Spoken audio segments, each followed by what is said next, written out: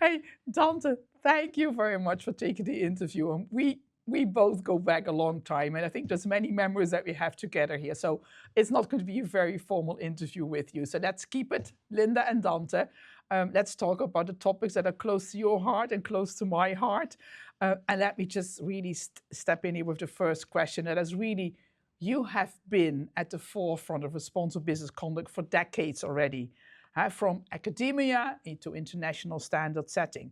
And really would be helpful if you can briefly share, and I emphasize the word briefly because otherwise you will talk for ages, what personally drives you to this field and what still drives you now, in the commitments, that you continue to really live with passions, over those last decades.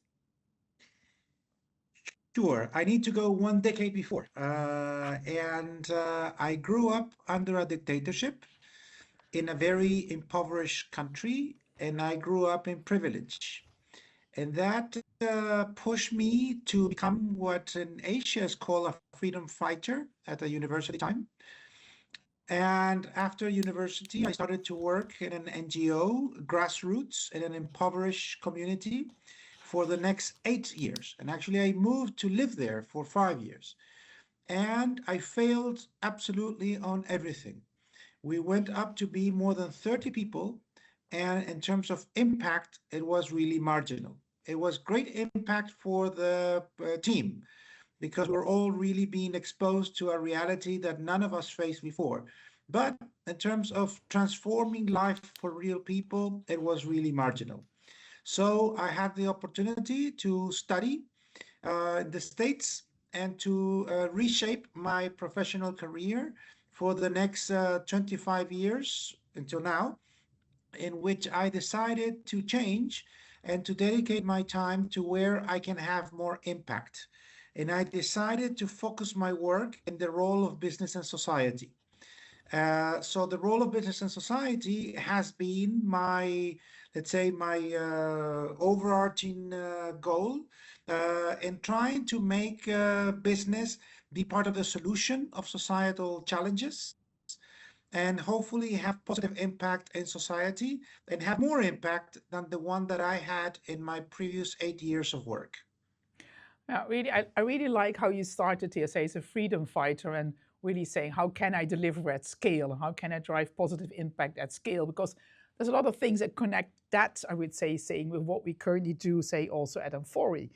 And you are a really, I would say, valued member of our Stakeholder Advisory Council, in short, the SAC. And you are at our amfori Stakeholder Advisory Council since 2019, so already 7 years now. And you always, you're there to challenge. I think that's also what something that says something about Dante. So you also challenge us within the SAC in raising your voice there. So maybe can you tell us a bit more about, your experience of engaging with amfori over the years? Yeah, yeah. Well, my experience has been overall very positive. That's why I remain part of the council for some years now.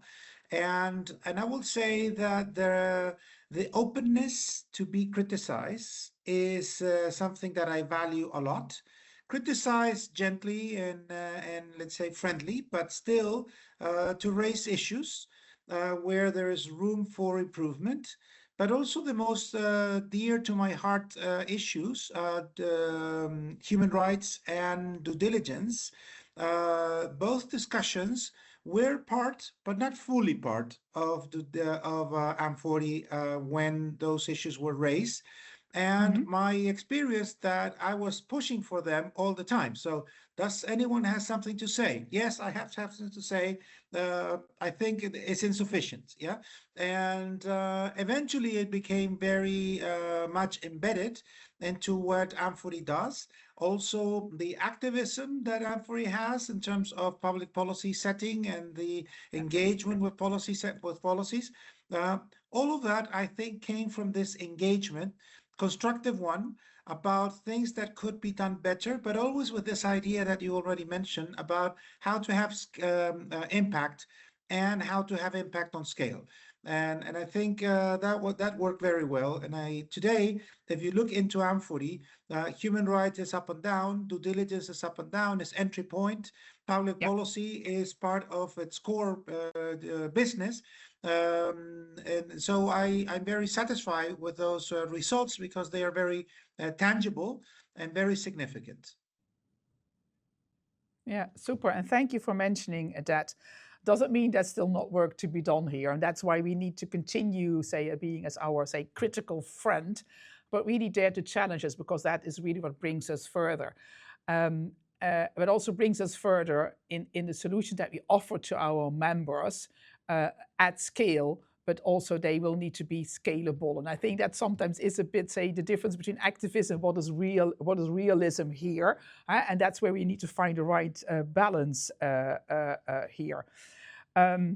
When I look back into my career, and there's also history to me, but that's not what the point of, for this conversation here now, why I got where I'm now. But I do really view that businesses have gained a better understanding about the relevance of due diligence efforts, how that really connects, if you better understand your risk and manage that, how that really supports supply chain resilience, say, moving forward, how if you have better understanding about, say, risk to workers, risk to planet, and can manage those, that gives you an advantage, say, moving forward. But really, from your perspective, what do you view as being, say, the most important shift in how companies nowadays understand responsible business conduct? If you look back 15 years ago, UNGPs, where do you think, that we stand now? Well, I will say I have mixed feelings. There's a Mm-hmm. group of large companies that are ahead of the curve, that are understanding the competitiveness benefits of due diligence as part and turning it into part of their normal. So I think, and those are front runners, and they're big, and they have extensive value chains, and therefore they have leverage. So that's a positive story. Then you have a lot of companies, many of them still large, that are behind the curve, that are waiting and seeing yet. And if there are no consequences for not doing, they will remain in the compliance space, which is not bad in itself. If you ask me, in Latin America, where informal economy is massive, compliance is a lot. Champions comply. The champions are not ahead of the curve. The champions are the ones that comply with law. In many countries where you have 60, 70, 80% of informality. And therefore, what in Western Europe can be considered behind the curve, in many parts of the world is ahead of the curve. So I'm not Yeah. trying to say that compliance is bad. It's actually good in a weak governance context, which is almost all the world, yeah, and weak governance. So companies are actually, and you have the champions leading. Public policy is actually helping reinforce the champions move, and they are not they are complying, of course, with legislation, but a legislation that is only recognizing what was already there, what was already happening in a way or another, but is forcing the ones that are waiting and seeing to take action. And I think that is also positive. But if you look at the world, the vast majority of the world is informal, so it's not even compliant with law. Then you have a next step, which is compliance, compliance driven, which will be fantastic if it's only compliance. And then they ahead of the curve that are the champions, the leaders, few, I will say, but big. And that has the benefit of having a spillover effect, a cascade effect, or using leverage more actively. All of that, I think, is positive. Overall, the trend, in my view, is positive. Oh, well, Dante, I really agree on that one with you. I'm also a positive person. I really think that there is a lot of things have changed. That responsible business conduct is becoming, say, part of the normal language. I think that's already a big achievement, or that there is this community of like-minded people that speak the same language. But I also really agree that there's different grades, say, or in stages of maturity here across the world. And we need to embrace everything here and every change, and everyone who started working on that, whether it's from a compliance mindset or whether it's because I really truly say believe in it and want to even go beyond. So I really echo what you said there. You did started off with mixed feelings, but I think ultimately you concluded on a positive note here. We are also here to talk about the OECD. The OECD Guidelines celebrating 50 years this year. If you really would try to say that, say, in a few simple sentences, where do you see the biggest gap between the ambition of the OECD guidelines versus the implementation? I think first I will say that the OECD has helped and is helping to normalize a conversation and to mainstream a conversation around responsible business conduct among 50 or so countries, or more, depends how you count them. Yeah, but anyway, a large number of countries and growing number of countries that are democratic, that are free, that are market driven, and that are aiming to be more responsible in terms of the practices of their business. So I think that's good. The challenge is always, in my view, practical implementation, effective implementation.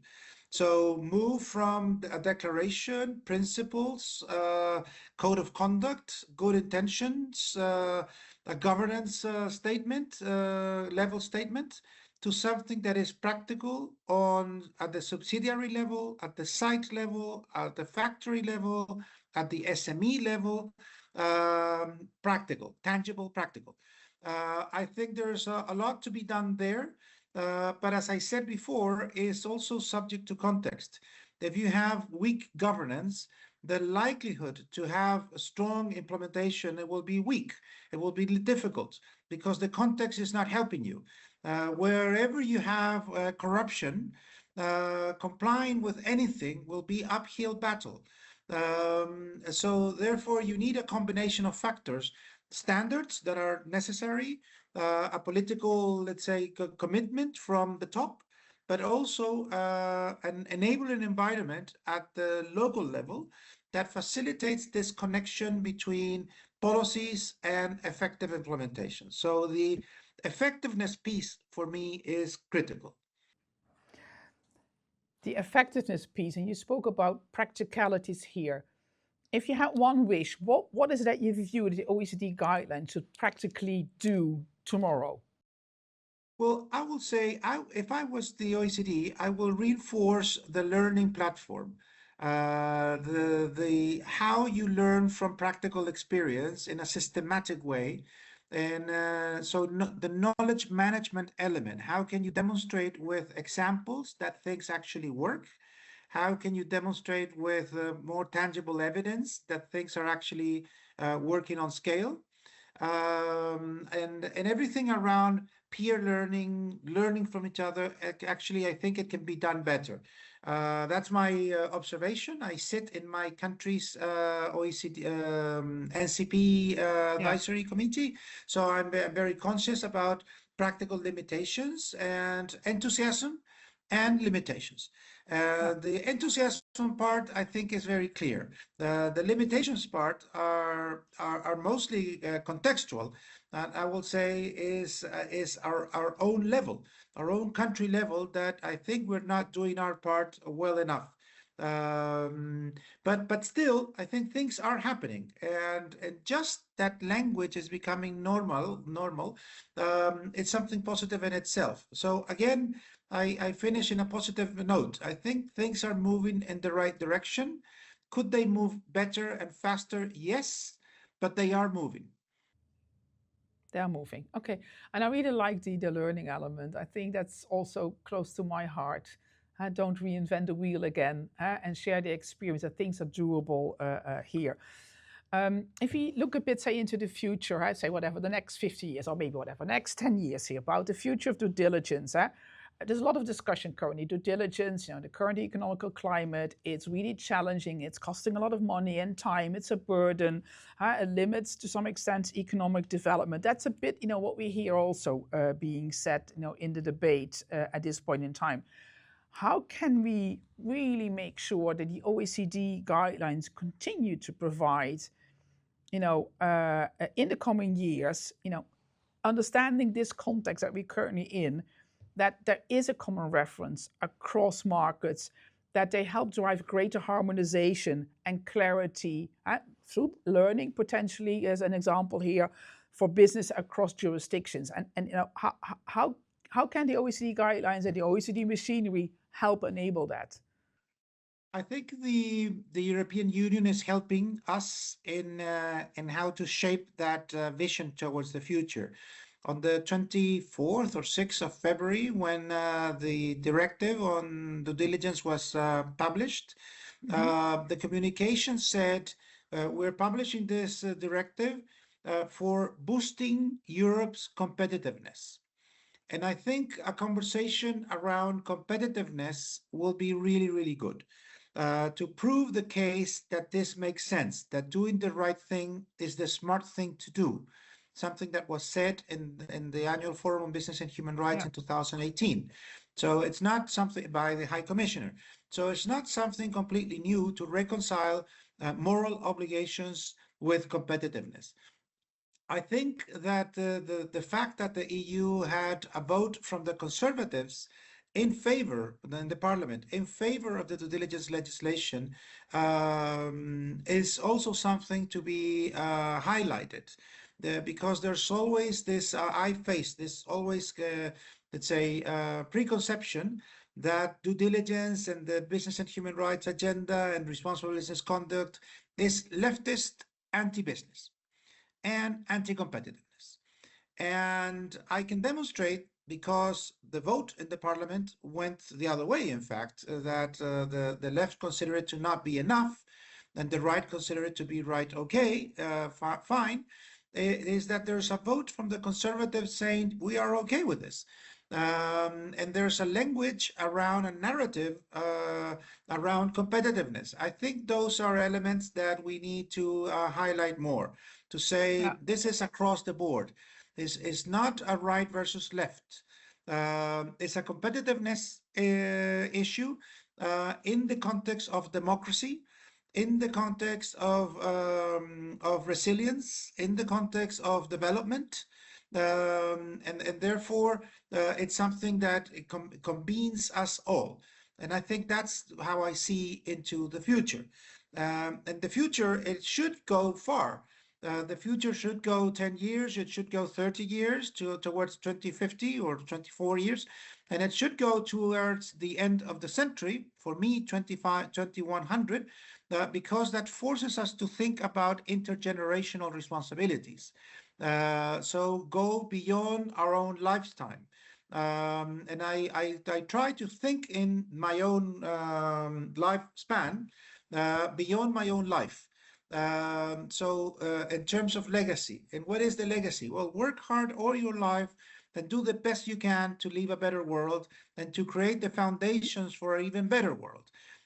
Today we are, backpedaling in many fronts, but I think that's going to end, and we will come to certain more civility and normality. I hope so, in the years to come. I think it's also a bit like it's like ups and downs. It's like a cycle here. So I'm sharing your optimism there.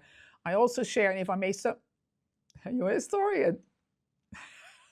Yes, I'm an historian originally, and I understand cycles in life. So when people say this is the worst in history, and I say, no, just go to the Second War. That's way worse. And so that was the end of the world, literally. And so you can think about the future to say now we are, it's not great, and we have some issues. Yes, of course we do. But it's not terribly, terribly bad if you consider things in a historical perspective. We have had way worse situations in life and history that we have overcome well. So we can clearly do that again. And we can make a difference if we look long term. if we focus on competitiveness, and I also clearly hear you saying we need to speak business language as well. So we really need to translate this very practically, and then combining that with the learning that we spoke earlier about. Maybe just because we are almost at the end of our time here, Dante, and also say, coming say from a bit high level and from the future, say far ahead to say nowadays situation, where we currently are, but also connecting it back to amfori. So how can organizations such as amfori really say best support companies in translating the OECD guidelines into meaningful impact? Well, you're doing it already. So I would say keep the good work and focus on having effective implementation. Uh, so basically putting an emphasis on the effectiveness, making sure that what you do actually does have impact and does make a difference. And if it doesn't, think why not and change. But you are very well positioned. You have members from, well, mostly in the global West, let's say Northwest. Yeah, still, yeah. But still, their supply chains are global, and so you have a great capacity to actually reach the world very practically, and you have a responsibility, I will say, to do a good job. Why? Because you can. You can do a good job, and that's why you have more responsibility. But also because you reach already far. So if your reaching far remains and you emphasize even more in doing a good job, that's what you have to do. Stick and do it great. I think those are really great concluding words. Stick and do it great. I think deliver quality in what we offer. I think that's really super important, but also make sure, and I know that it's close to your heart as well, that membership is not only come from Europe anymore, it's across the globe, but there's also, I would say, a lot of more companies that can step and where we can also reach out to in other regions where we have less reach today. So I think there's something to wish for. Talking about our impact, one word I haven't heard you mentioning, but I'm sure that, if you would have thought about it, you would have mentioned, is also about measuring our impact. And I think that's also where we still can do better in just, to It's be also realistic. Having something to wish for. the learning part includes it. Absolutely. So yeah. Yeah. I think Okay. the learning part, I think let's conclude with those words: learning, learning by doing, learning from what we maybe did not so well and we can do better, and being open to those learnings. And we can only be open to this learning if we talk to each other, if we have a dialogue, if we have a conversation, if we build a community. So Dante, really, I would say virtual hug from here, from Brussels. Thank you very much for your time and your interview. See you I would say quite soon in person. I'm looking forward to that. Yeah, next week actually. It's next week. Actually, it is next week already. That's true. Next week, I'm Monday. flying on Saturday. So yeah, see you very soon. Goodbye, Linda. Thank you very much. Thanks, Dante. Bye.